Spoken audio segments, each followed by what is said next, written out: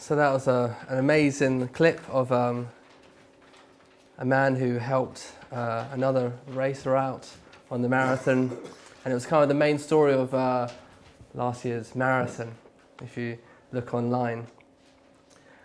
And we love seeing stories like this, don't we? We love seeing the films like this. It's something about it. We love the sacrifice. We love the kind of heroic nature. And it just brings it home, doesn't it, when you think to yourself, what would I do? You want to be that guy, but would you? The commentator who ran the marathon that day very honestly said at the end of the clip, I saw a couple of people in real trouble and I gave them a pat on the bum when I ran past, and I said, keep going, rather than stop and carry them over. So I'm feeling slightly guilty and selfish. But deep down, we all want to be that person. We all value that sort of sacrificial action. So having dealt with the questions from the Corinthians about marriage and singleness, Paul now goes on to the next set of questions, which is about food sacrificed to idols. It was a subject of great consequence. The society was saturated with idol worship.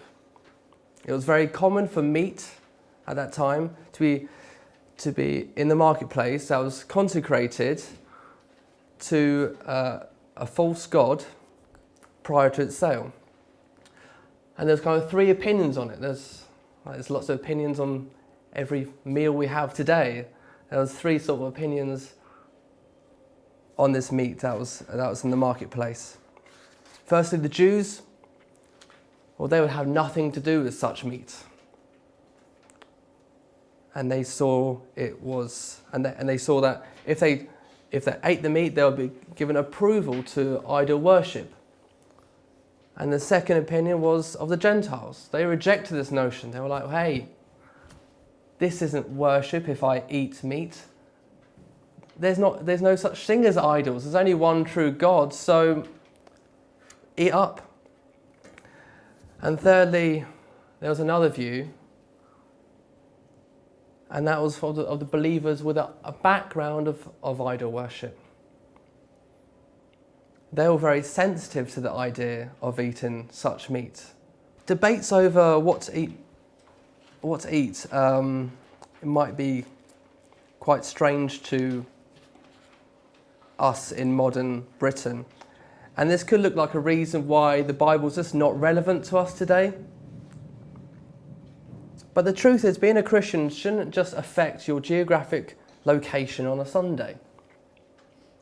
The gospel can and should affect every part of your life. When you are known by God, everything changes. Everything should change. And that's when God is glorified.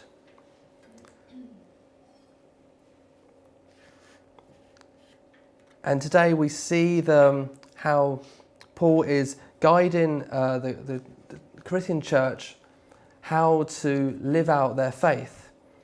And in doing so, we can see the universal applications for today also. So what's the aim? The aim is to build up. Now, food sacrificed to idols. We know that we all possess knowledge, but knowledge puffs up while love builds up. Those who think they know something do not yet know as they ought to know, but whoever loves God is known by God. This is like a little 3-line summary which Paul starts with and wants us to understand before reading the rest of the passage. There's 2 types of knowledge, it looks like. There's head knowledge and there's relationship knowledge. Head knowledge demonstrated by being puffed up. Another word for being proud. And relationship knowledge is demonstrated in building other people up in love. Head knowledge was a massive problem to the Corinthians. And if you read in verse 1, we all possess knowledge, it had these inverted commas. And scholars would kind of agree that these commas would have been put on as a kind of editorial note after it was written, but most people agree that it was right, and we all possess knowledge would be some sort of slogan, some sort of saying which the Corinthians would be constantly saying. Like in chapter 10, when Paul says, this is what they're saying, I have the right to do anything, you say, but not everything is beneficial. I have the right to do anything, but not everything is constructive. No one should seek their own good, but the good of others. It sounds like, when you have an argument with someone, well, you don't have an argument with someone, and you kind of have an argument by yourself in retrospect, and you're thinking, what I should have said, and you give them a voice, and I have the right to do anything, It's a repeat, I have the right to do anything, you say, but not everything is constructive. This sort of knowledge was leading the Corinthians really badly. It was leading them to commit adultery. It was causing people to sin, and it was causing people to be selfish in the church. Wrong thinking leads to wrong living. And the most devastating part of their knowledge was it was getting in the way of love. We have one meaning for love, but in Greek, in which the New Testament was written, there's many different meanings of the word love. There's erotic love, there's playful love, there's enduring love, and so on.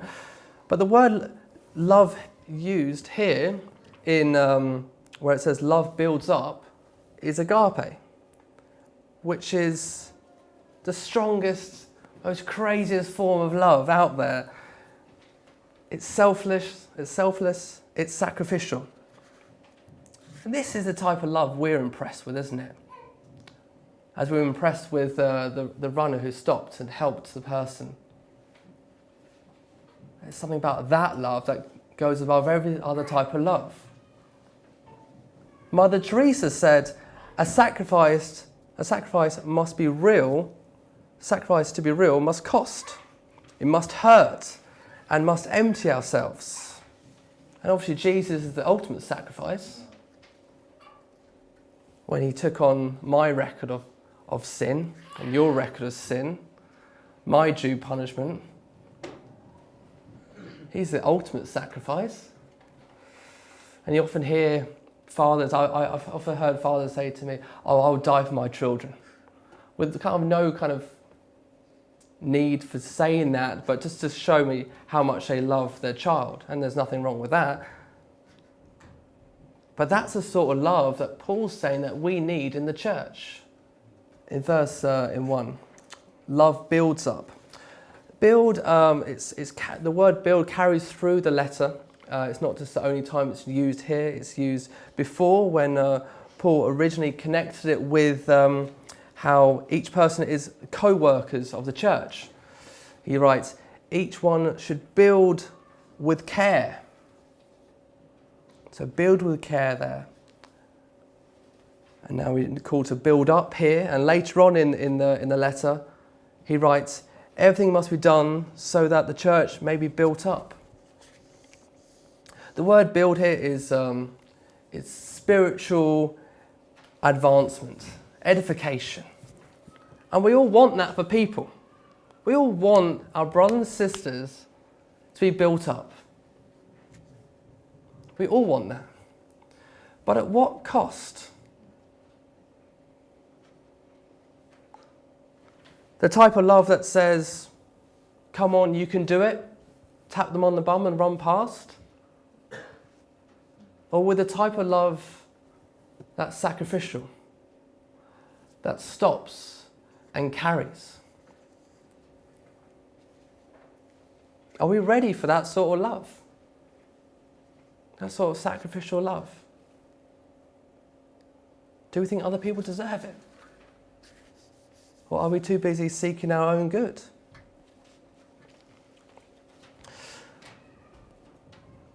So now we're getting to the real meat of it, verse 9.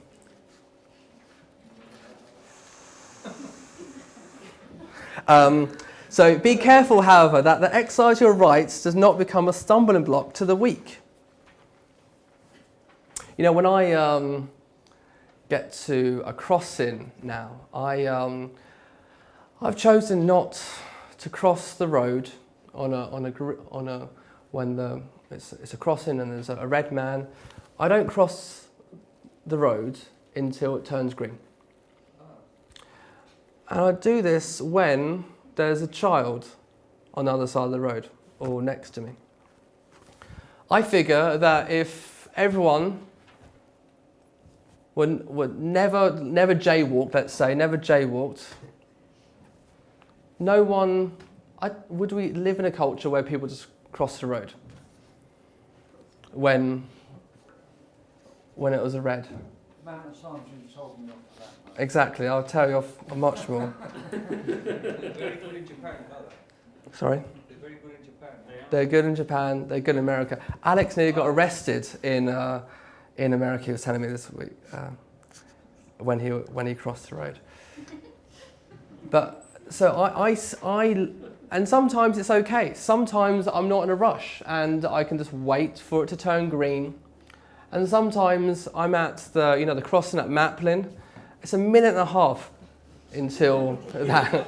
I've timed it. It's a minute and a half.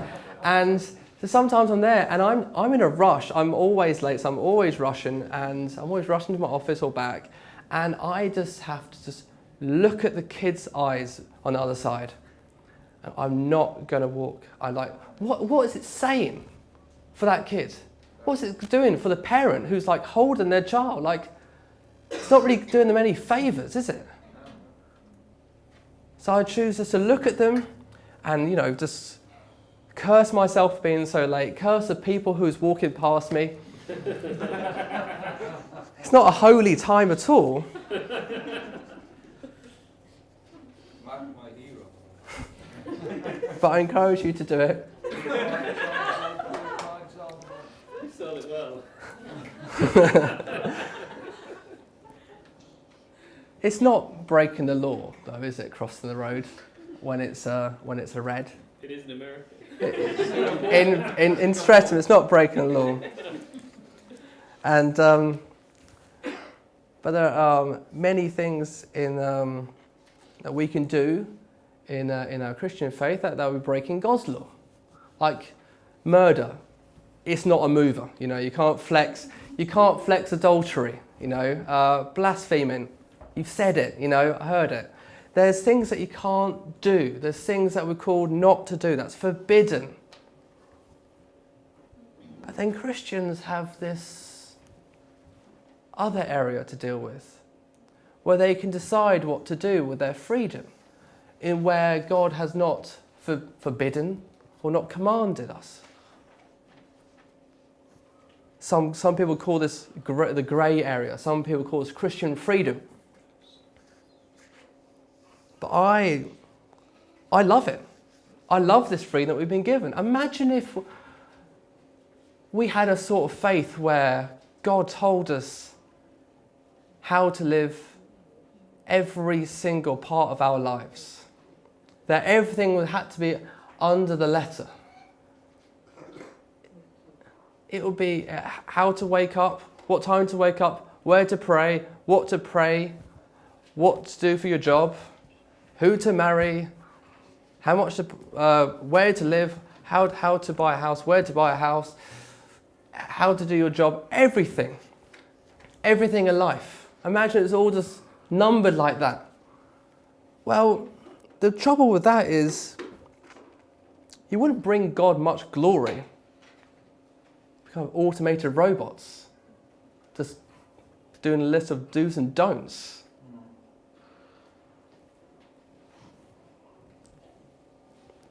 And for the Gentiles, their freedom, they thought their freedom was eating meat sacrificed to idols. There was nothing wrong with it. There was nothing wrong with it at all. There's no such thing as idols. So let's just eat meat, make it a large portion. But Paul says it's going to make people stumble. Because some people are still so accustomed to idols that they would eat sacrificially food that they think of it as being sacrificed to a god, and since their conscience are weak, it is defiled. And Paul says, be careful in this situation. Be careful when you're going to the marketplace to eat meat, when there's people that see you with that sort of background of idol worship. Be careful. My dad says be careful to me all the time. It's a very fatherly thing to say. Be careful. And it just shows what kind of position Paul had with the church. Be careful. Because Paul knew the risk of exercising their freedom in this way, where it would go. It would encourage them. It would encourage them, and they will stumble, and they'll fall to sin, and they'll be destroyed. There's consequences. This is idol worship, remember. God does not like idol worship. He commands us not to worship idols. And there was a massive punishment for doing that.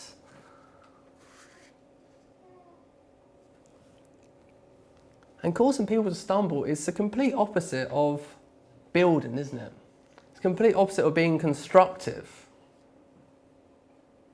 Instead of building up, you're putting a building block in front of them. It's the complete opposite. They were doing the complete opposite. And Paul says, so great are the consequences. If it was up to me, if what I eat causes my brother or sister to fall into sin, I will never eat meat again. Just won't do it. Have you ever taken that sort of sacrifice?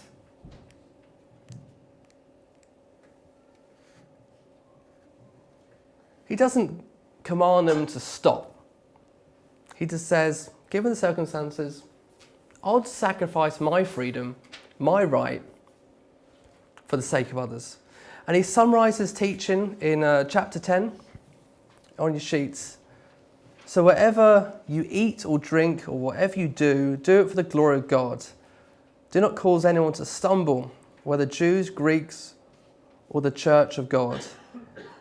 Even as I try to please everyone in every way, for I am not seeking my own good, but the good of many, so that many will be saved. Paul says, in your freedom, don't make pleasing yourself number one. Don't make seeking your good number one. It's kind of the first thing I think about when I wake up in the morning. Don't lead people to stumble, because you can encourage them to live out their version of idolatry. Always think constructively on how to build people up in love. And the chief aim that makes sense of everything I've just said is that whatever you do, do it for the glory of God. I love that verse.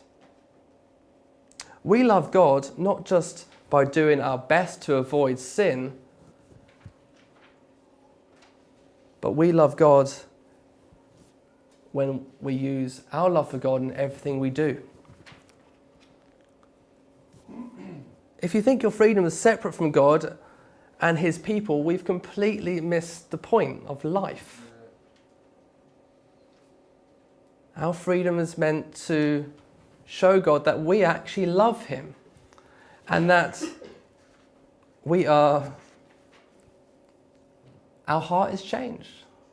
Our heart is changed when we're known by God. First we love God, then we love others. It's the basis of Christian life. It's just what Actor was saying on the church weekend. And there's many applications for today's audience. Sometimes we need to be careful, Paul says. Sometimes we need to be careful when we exercise our freedom. And sometimes we need just to stop it. All for the sake of others. And drinking is normally kind of a go-to for application for this passage. And it's kind of an obvious one. You may be thinking about it already. So if a brother or sister has a past history in excess devotion to drinking, don't meet down the pub. Don't cause them to stumble. But likewise, if someone has a past life in past addiction of gambling, maybe think twice when you have your boys' poker night out. Even if it's for Christian fellowship and it's not with money. Paul said, be careful. Or maybe just don't do it. What about if your new Christian friend who had a background in Buddhism, do you invite them to yoga class?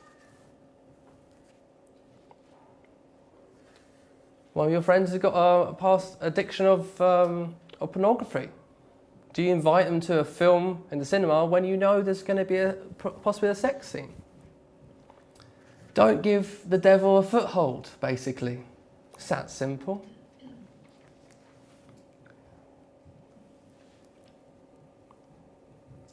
But there are other ways which we can see ourselves in this passage, and that's the fact that there are modern day idols that we engage with every day that give a devil a foothold to us without even realizing it. So first we need to understand what an idol is. Well, I had to understand what an idol is. It's excessive devotion to something or someone. It's excessive reverence to someone or something. And there are many forms of idols of today that look as harmless as a piece of meat did to the Christians.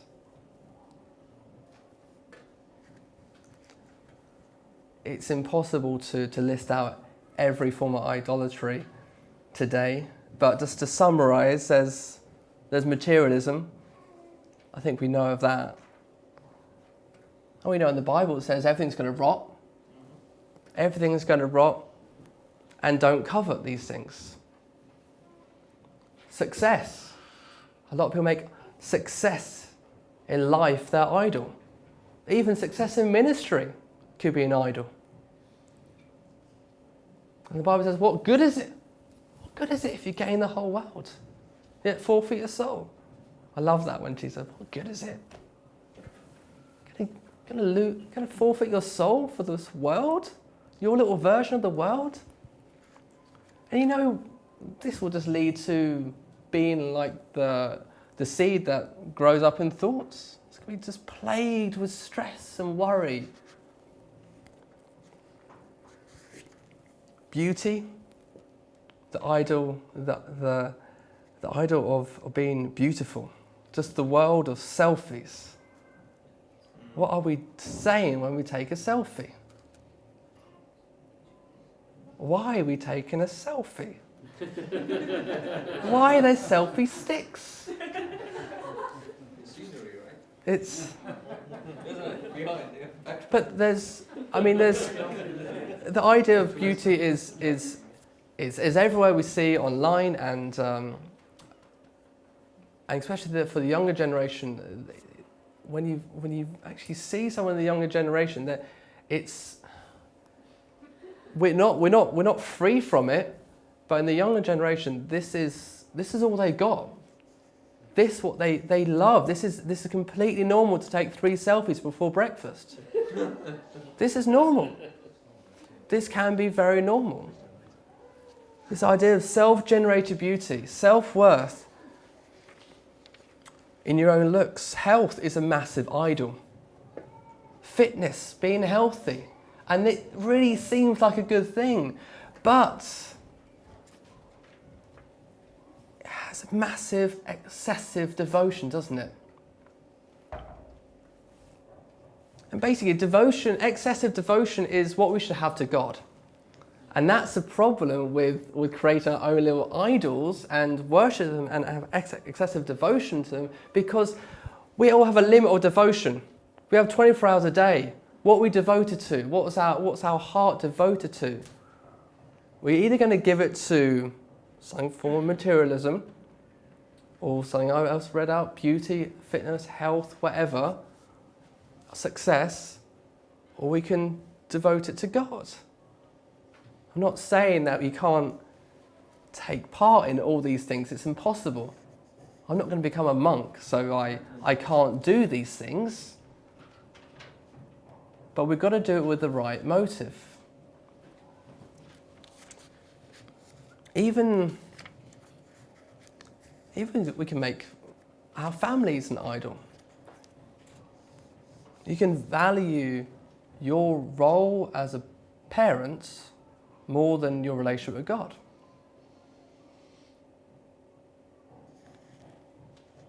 In Samuel, 1 Samuel, it says, "You honour your sons more than me." I'm not a parent yet, and so I'm not speaking from experience, but I see it in today's world.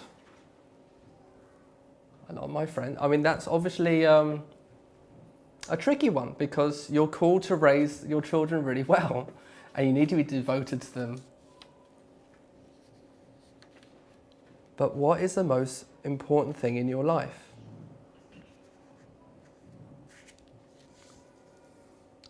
Everything in this world will tell you to be devoted to these things, and these are the only things the things that are tangible are the only thing that's real. Nothing you can't see is not real. It doesn't exist. Because if you have a beautiful home, you have arrived. If you have a successful job, you've arrived. If you're successful, you've arrived. If you have kids, you've arrived. And Paul says the complete opposite in chapter 7. He says, "For this world, in its present form, is passing." So how do we exercise our freedom in these things in a godly way?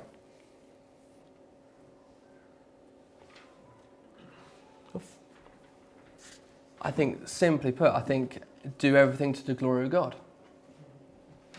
Everything that is these are God-given things. Children, God-given. Success, it's God-given. Every sort of material thing you have has been given by God. Your health, everything has been God-given. Your talent, God-given. But we're meant to use these things in a way that will bring glory to the creator of those things, not that it ends on us. And how can we engage with these things and not cause a younger Christian or a weak Christian to fall into these things in a way that they have excess devotion to them? I would say it's very simple, that I can't seek my own good at the same time as seeking someone else's good. It's like a common man. I can't do two things at once. But I don't think anyone else can do it either. I don't think we can seek our own good at the same time as seeking someone else's good. So if our chief aim is seeking other people's good, we will view our life a little bit differently. We will view our freedom differently. We will change the devotion to these things to devotion to building people up in love, and use everything to be constructive.